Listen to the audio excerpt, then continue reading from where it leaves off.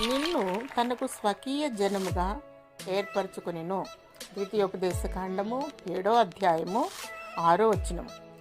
అనాది సంకల్పము చొప్పున జగత్పునాది వేయబడక మునిపే దేవుడు నిన్ను ఏర్పరచుకున్నాడు. ఏర్పరచుకున్న వారిని లోకములో శ్రమలు, వేదనలు ఉంటాయి. వీటి ద్వారా ఓర్పు లభిస్తుంది. మేలిమి బంగారము వలె తయారవుతాం. క్రీస్తేసుకు కలిగిన మనసు కలిగి దేవుని చిత్తమును నెరవేర్చగలము.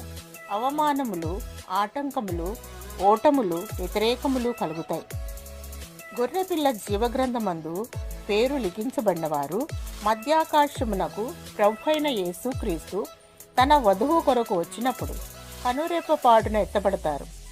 దేవుని చేత స్వకీయ జనముగా ఏర్పాటులో ఉన్నవారు 1000 ఏండ్లు ప్రభువుతో రాజ్యాధికారం పొంది దేవుని రాజ్యము ఏలుతారు.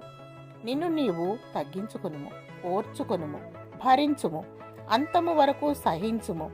దివారాత్రములు దేవుని వాక్యమును ధ్యానించుము, ఎడతెగక ప్రార్థించుము, ఆత్మతో సత్యముతో ఆరాధించుము, వధువుగా ఎత్తబడుటకు ప్రయాసపడుము. దేవుడు నీకు, నీ కుటుంబానికి సిద్ధపాటు దయచేయునుగాక. ఆమేన్.